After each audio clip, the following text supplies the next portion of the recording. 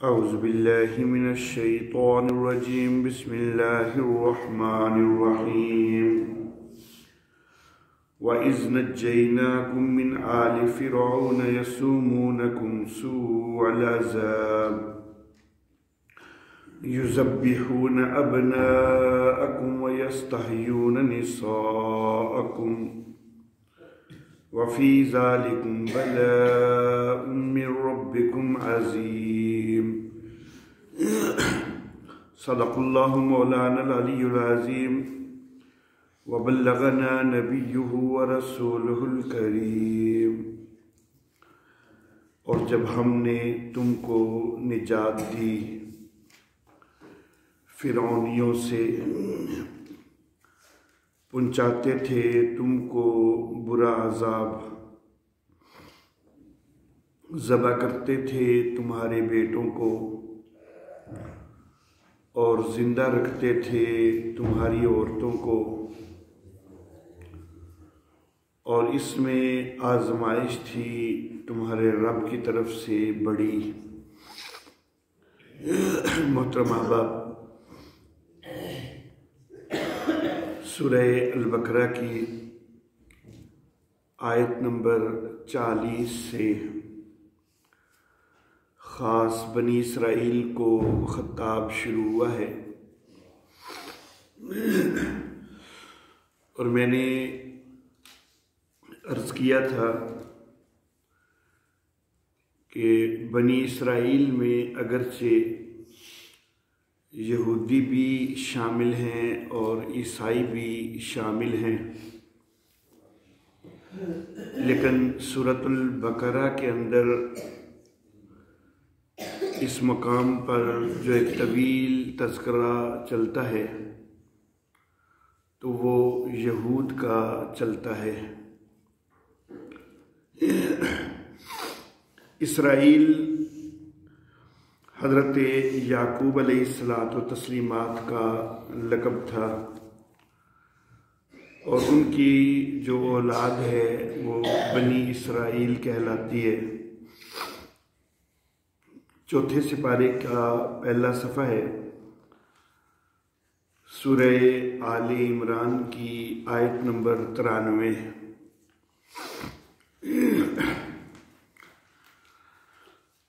اللہ اکبر۔ اللہ رب العزت فرماتے ہیں کہ کل الطعام کان حلا لبنی اسرائیل، ہر کھانا حلال تھا بنی اسرائیل کے لیے، الا ما حرم اسرائیل علی نفسہ، مگر وہ کہ جو اسرائیل نے اپنی ذات پر حرام کر لیا تھا، من قبل ان تنزل التورات، تورات کے نازل ہونے سے پہلے۔ تو یہاں پر اسرائیل حضرت یعقوب علیہ الصلاۃ والتسلیمات انہی کا تذکرہ ہو رہا ہے کہ انہوں نے کچھ چیزوں سے پرہیز کی تھی، تو آگے ان کی جو اولاد ہے ان کو بنی اسرائیل جو ہے وہ کہا گیا ہے۔ بنی اسرائیل میں سے پھر جو حضرت موسیٰ علیہ الصلاۃ والتسلیمات پر ایمان لانے والے، لیکن بعد میں حضرت عیسیٰ علیہ الصلاۃ والتسلیمات کو تسلیم نہ کرنے والے، تو یہ لوگ بنی اسرائیل کا ایک گروہ ہیں، اور ان کو یہود کہا جاتا ہے۔ تو سورہ البقرہ کی ان آیات میں انہی یہود کا جو ہے وہ خاص طور پر تذکرہ ہو رہا ہے، اگرچہ لفظ جو ہے وہ بنی اسرائیل کا استعمال کیا جا رہا ہے جو کہ وسیع لفظ ہے، لیکن خاص طور پر تذکرہ جو ہے وہ یہود کا ہی چل رہا ہے، کیونکہ آگے جتنے واقعات وغیرہ ذکر ہو رہے ہیں اگلی کافی ساری آیات میں، ان کو دیکھنے سے واضح معلوم ہو جاتا ہے کہ یہ ساری چیزیں یہود ہی سے متعلق ہیں۔ تو بنی اسرائیل کا اور خاص طور پر یہود کا اس لیے یہاں پر تذکرہ کیا گیا کہ یہ عالم لوگ سمجھے جاتے تھے، تو اگر علاقہ کے اندر جو عالم لوگ سمجھے جاتے ہیں اگر وہ نبی اکرم صلی اللہ علیہ وسلم کو مان لیں تو پھر کئی اور قبائل کے ایمان کی طرف متوجہ ہونے کا امکان موجود ہے، اور اگر یہ جو عالم طبقہ سمجھا جاتا ہے اگر یہ انکار کر دے تو کئی اور قبائل کا بھی انکار کی طرف مائل ہونے کا امکان ہے۔ اس لیے ان کو خاص طور پر خطاب کیا گیا آیت نمبر 40 سے شروع کر کے۔ پہلے تو ان کو ایمان نہ لانے پر جھنجھوڑا گیا ہے اور ایمان لانے کی ترغیب دی گئی ہے، جو کہ گزشتہ دروس کے اندر ان کے اوپر بات ہو چکی ہے۔ اب یہاں سے یہ جو آیت نمبر 49 ہے جو آج کے درس کے لیے میں نے تلاوت کی ہے، یہاں سے یہود کے احوال کے 5 انواع کا تذکرہ شروع ہونے لگا ہے، جن میں سے جو ان کے حالات کی پہلی نوع ہے اس میں ان کے اوپر ہونے والے 8 انعامات ذکر کیے جائیں گے۔ پھر اس کے بعد دوسری نوع جو آئے گی تو اس کے اندر قدیم بنی اسرائیل یا یوں کہہ لیں کہ اسلاف یہود، ان کی حکم عدولیوں کا تذکرہ آئے گا کہ کس طرح انہوں نے حکم عدولیاں کی۔ تیسری نوع جو ہے اس کے اندر خود نبی اکرم صلی اللہ علیہ وسلم کے دور کے یہود کی حکم عدولیوں کا تذکرہ آئے گا۔ چوتھی نوع کے اندر قدیم یہود یا اسلاف یہود، ان کا نبیوں کی تکذیب کرنا اور نبیوں کے قتل تک کے درپے ہونا، چوتھی نوع میں اس کا تذکرہ آئے گا۔ اور 5ویں نوع میں خود نبی اکرم صلی اللہ علیہ وسلم کے دور کے جو یہود ہیں ان کا نبی اکرم صلی اللہ علیہ وسلم کی تکذیب کرنا، اس کا تذکرہ آئے گا۔ تو یہاں سے پہلا نوع شروع ہوتا ہے جس کے اندر 8 انعامات کا تذکرہ ہے۔ یہ سارے مختلف انواع جو یہاں پر لائے جا رہے ہیں یہ سب بنی اسرائیل کو جھنجھوڑنے کے لیے، تنبیہ کرنے کے لیے ہیں۔ یہاں پر جو انعامات ذکر ہو رہے ہیں یہ بھی اسی لیے کہ دیکھو اللہ نے تو تمہارے اوپر اتنے انعامات کیے ہیں، لیکن تم جو ہو وہ اللہ کے نبی کو بھی اب نہیں مان رہے، انکار کر رہے ہو، تمہیں اپنی یہ روش چھوڑنی چاہیے۔ تو سب سے پہلی بات، سب سے پہلا انعام جو ذکر ہوا تو وہ اسی آیت نمبر 49 میں اللہ رب العزت نے ذکر فرمایا ہے کہ وَإِذْ نَجَّيْنَاكُمْ مِنْ آلِ فِرْعَوْنَ۔ دیکھو نا، یاد کرو کہ جس وقت ہم نے تمہیں فرعونیوں سے نجات دی، اس سے پہلے کے کیا حالات تھے کہ یسومونکم سوء العذاب، فرعونی تمہیں سخت عذاب دیا کرتے تھے، یذبحون ابناءکم، تمہارے بیٹوں کو ذبح کر دیا کرتے تھے، وَيَسْتَحْيُونَ نِسَاءَكُمْ، تمہاری عورتوں کو زندہ چھوڑتے تھے۔ تو یہ سارا کچھ جو تھا وَفِي ذَلِكُمْ بَلَاءٌ مِّن رَبِّكُمْ عَظِيمٌ، تو تمہارے رب کی طرف سے اس کے اندر ایک بہت بڑی آزمائش تھی، تو پھر اللہ رب العزت نے تم کو نجات دی، تو یہ تمہارے اوپر اللہ کا انعام ہوا۔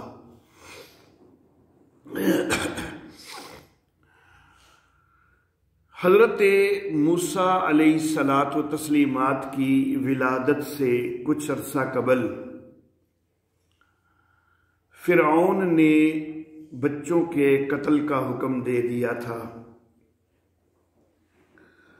اس حوالے سے عام طور پر ایک بات کہی جاتی ہے کہ فرعون نے ایک خواب دیکھا تھا کہ بیت المقدس کی طرف سے ایک آگ اٹھی ہے اور اس نے ہر طرف کو جلا کر خاکستر کر دیا ہے، لیکن بنی اسرائیل کے گھرانوں کو بچا کے گزر گئی ہے۔ تو اس خواب کی تعبیر اس دور کے نجومیوں وغیرہ نے یہ بتلائی کہ بنی اسرائیل میں ایک بچہ پیدا ہوگا جو تیری حکومت کو ختم کرے گا، تو اس لیے اس نے بچوں کے قتل کا حکم دیا تھا۔ عموماً یہ بات کہی جاتی ہے، لیکن میں یہ عرض کرنا چاہوں گا کہ قرآن حکیم کے اندر کہیں یہ بات موجود نہیں ہے، اور نہ ہی کسی صحیح حدیث کے اندر یہ تفصیل ہمیں ملتی ہے۔ اسرائیلی روایات سے بہرحال یہ بات ہمارے ہاں بھی معروف ہو گئی، کئی مفسرین نے ذکر کر دی، لیکن جو اسرائیلی روایات ہوتی ہیں تو ان کے متعلق ہم 100% یہ نہیں کہہ سکتے ہوتے کہ یہ کوئی یقینی بات ہے۔ اور جو بچوں کے قتل کا آگے معاملہ ذکر کیا جاتا ہے اس کے اندر ایک جگہ پر ایک کافی جھول آ جاتا ہے جو کہ اس بات کو کمزور ثابت کرتا ہے۔ فرعون اگرچہ دینی لحاظ سے انتہائی برا تھا، لیکن بہرحال ایک علاقے کا حکمران تھا، اور دنیاوی معاملات تو بہرحال وہ کسی نہ کسی انداز میں وہ اپنے طور پر اچھے چلا رہا تھا۔ ایسا نہیں ہے کہ وہ کوئی دیوانہ ہو، مجنون ہو، دنیا داری میں تو بڑا آگے بڑھا ہوا تھا۔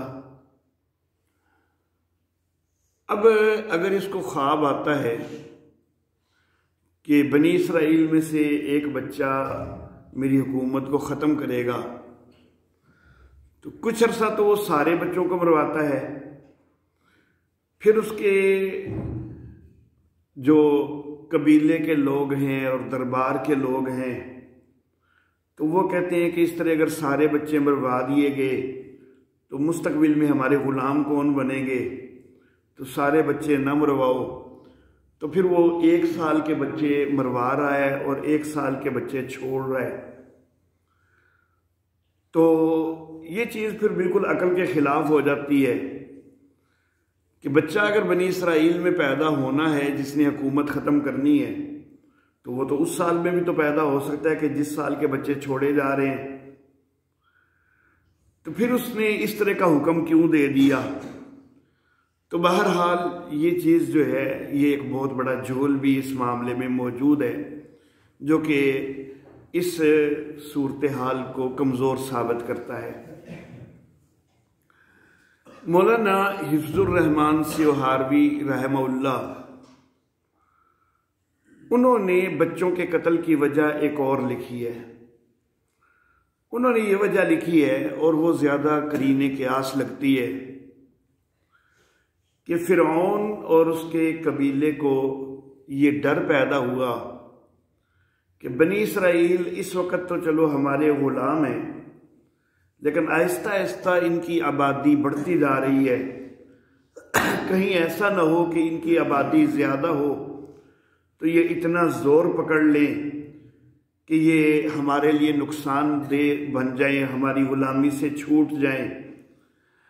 تو اس لیے یہ ان کی نسل کو کم کرنا چاہتا تھا، اس لیے کچھ عرصہ تو سارے بچوں کو ہی قتل کرنے کا حکم دیا گیا، لیکن پھر آئندہ چونکہ غلام بھی موجود رکھنے تھے تو پھر کچھ بچوں کو چھوڑا گیا اور کچھ کو قتل کیا گیا تاکہ ان کی نسل بہرحال کم رہے۔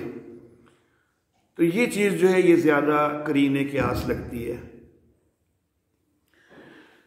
یہ بچوں کو قتل کرنے والا فرعون، اس کا اصل نام رامسیس دوم ہے۔ حضرت عیسیٰ علیہ الصلاۃ و تسلیمات سے اس کا دور حکومت جو ہے وہ 1292 سال پہلے اس کے دور حکومت کا آغاز سمجھا جاتا ہے، یعنی 1292 قبل مسیح میں، اور 1225 قبل مسیح تک 67 سال کا اس کا دور حکومت سمجھا جاتا ہے۔ ایک طویل عرصہ گویا کہ اس نے حکومت کی ہے۔ یہ فرعون جو ہے یہ بچوں کو قتل کروا رہا تھا۔ فرعون لقب ہے اصل میں، اور اس دور میں سکندر اعظم سے پہلے کے دور میں مصر کے ہر حکمران کو ہی فرعون کہا جاتا تھا۔ فرعون کے لقب سے ہی سارے حکمران حکومت کرتے تھے، جیسا کہ نبی اکرم صلی اللہ علیہ وسلم کے دور میں ہمیں نظر آتا ہے کہ حبشہ کے علاقے کا کوئی بھی حکمران ہے تو وہ نجاشی کہلاتا تھا۔ فارس کے علاقہ کا کوئی بھی حکمران ہوتا تھا تو وہ کسرا کہلاتا تھا۔ روم کے علاقہ میں کوئی بھی حکمران ہوتا تھا تو وہ کیسر کہلاتا تھا۔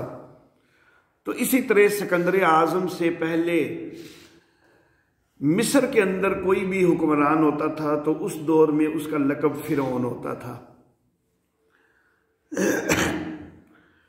اور فرعون کے نام سے ایک طویل عرصہ تک بہت سارے حکمران فرعون کے نام سے حکومت کرتے رہے ہیں۔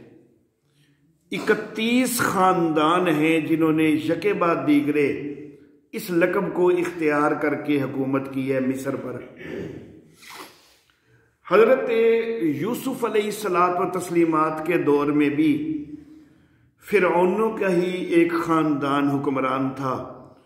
وہ فرعونوں کے 16ویں خاندان کا بادشاہ تھا، جس بادشاہ کے دور میں حضرت یوسف علیہ الصلاۃ و تسلیمات مصر پہنچے تھے۔ وہ فرعونوں کا 16واں خاندان تھا۔ اور یہ جو رامسیس دوم ہے، حضرت موسیٰ علیہ الصلاۃ و تسلیمات کے بچپن کے دور کا فرعون، تو یہ فرعونوں کے 19ویں خاندان سے تعلق رکھتا تھا۔ فرعونوں کے 19ویں خاندان کا حکمران سیٹی اول، اس کا یہ بیٹا ہے رامسیس دوم۔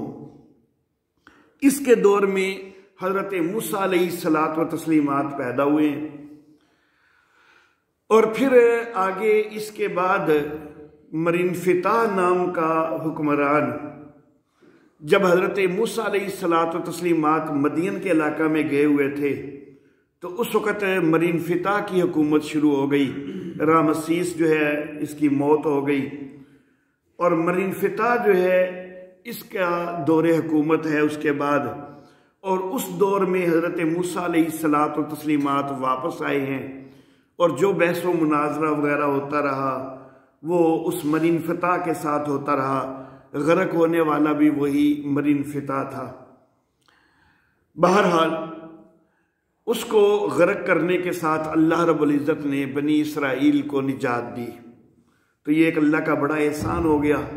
ایک طویل عرصہ سے وہ طرح طرح کی تکلیفیں دے رہے تھے، اذیتیں دے رہے تھے، بچوں کو بھی ذبح کیا جا رہا تھا، عورتوں کو زندہ چھوڑا جا رہا تھا۔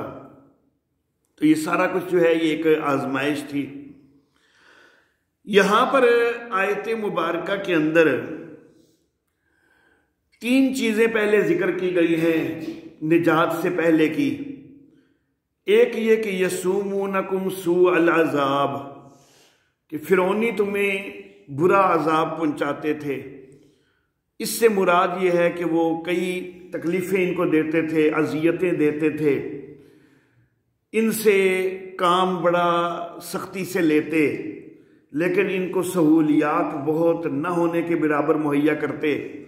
غلاموں کی حیثیت سے ان سے کام لیا جاتا، اور زور اور ظلم کے ساتھ کام لیا جاتا، اور ان کو صرف گزر اوقات کے لیے اتنا بس دیا جاتا کہ بمشکل اپنا کھانے پینا کا جو ہے گزارا کر سکیں۔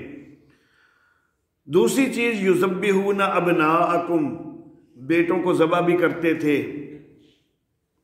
تیسری چیز جو اللہ رب العزت نے فرمائی ہے وہ ہے یستحیون نساءکم، دوسری چیز ہے کہ بیٹوں کو ذبح کرتے تھے۔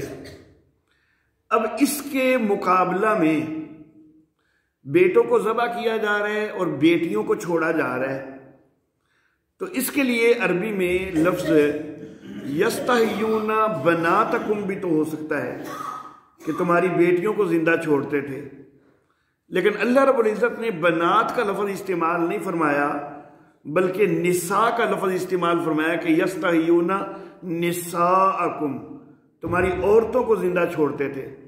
حالانکہ جب ان کو زندہ چھوڑا جاتا تھا تو وہ چھوٹی بچیاں ہوتی تھیں، جو بچی پیدا ہوتی تھی تو اس کو چھوڑ دیا جاتا تھا، جو بچہ پیدا ہوتا تھا اس کو قتل کیا جاتا تھا۔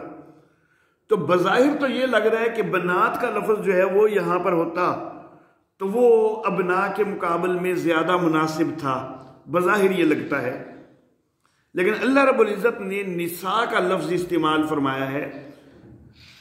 اللہ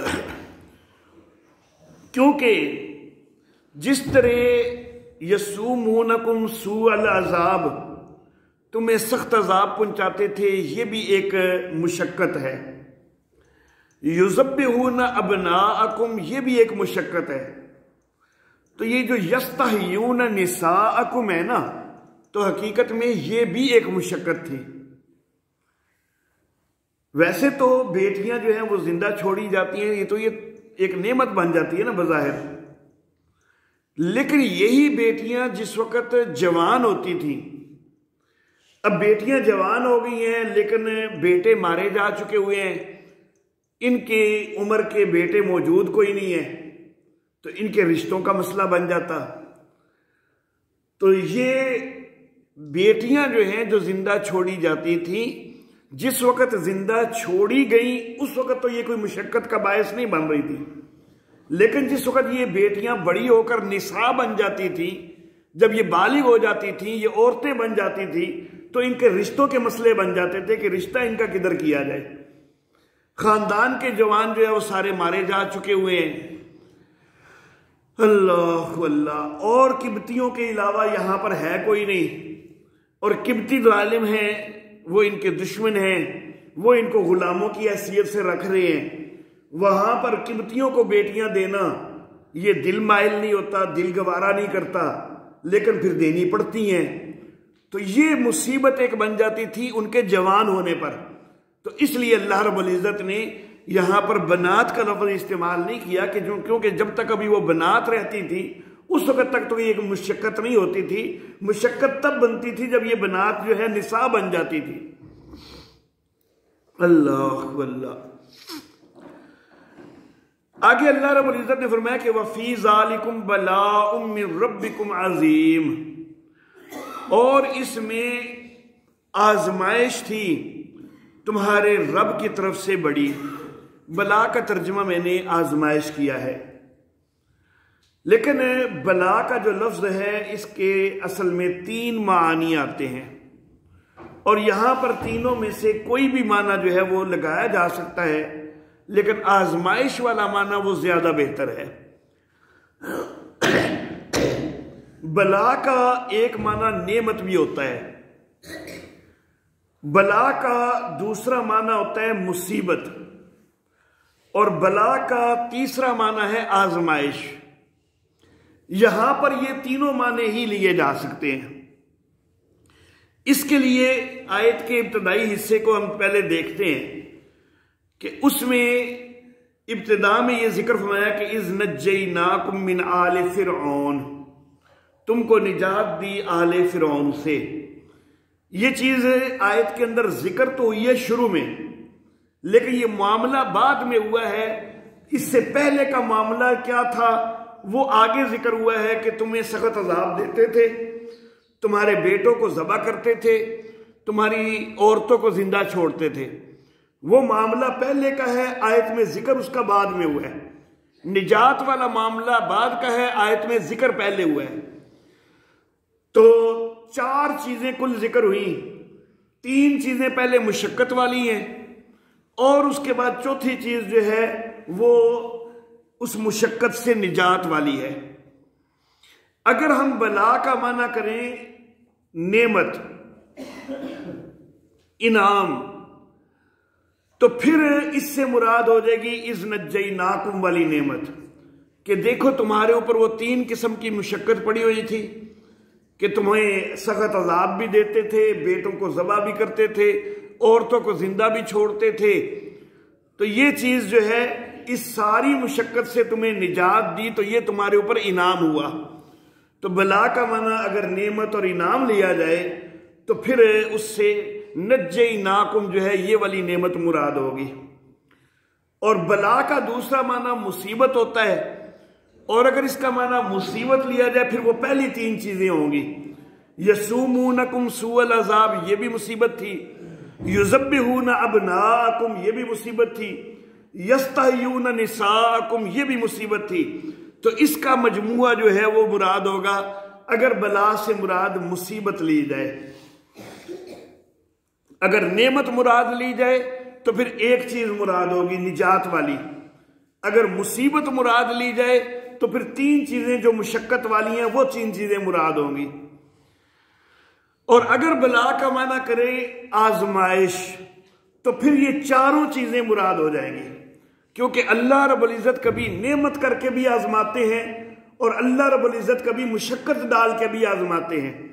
मुशक्कत डाल के ये आजमाइश होती है कि ये बंदा सब्र करता है या नहीं करता, और नेमत देकर ये आजमाइश होती है कि ये बंदा शुक्र करता है या नहीं करता।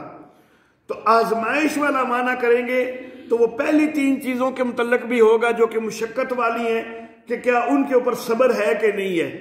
और बाद वाली चीज जो निजात वाली है, नेमत है, उसके मुतल्लक भी हो जाएगा कि क्या उसके ऊपर शुक्र किया है कि नहीं। पहली चीजों पर सब्र किया है या नहीं, और बाद वाली चीजों पर शुक्र किया है या नहीं। तो आजमाइश के लफ्ज जो है वो इन 4 चीजों के हवाला से हो जाता है। तो इसलिए आजमाइश वाला माना करना यहां पर वो ज्यादा बेहतर है। बला का माना अगरचे नेमत भी होता है, लेकिन अगर वो माना लिया जाए तो उससे मुराद सिर्फ नज्जयनाकुम बनेगा। और बला का माना मुसीबत होता है, अगर वो लिया जाए तो नज्जयनाकुम के अलावा बाकी 3 चीजें उसका माना बनेगी। लेकिन जब बला का माना आजमाइश किया जाए तो फिर ये सारी चीजें उसके अंदर आ जाती हैं, तो इसलिए ये माना ज्यादा जामे हो जाता है। तो ये माना करना ज्यादा मुनासिब है कि इस सारी सूरत हाल के अंदर तुम्हारे लिए बहुत बड़ी आजमाइश थी तुम्हारे रब की तरफ से। व आखिर दावाना अनिल हम्दुलिल्लाहि रब्बिल आलमीन।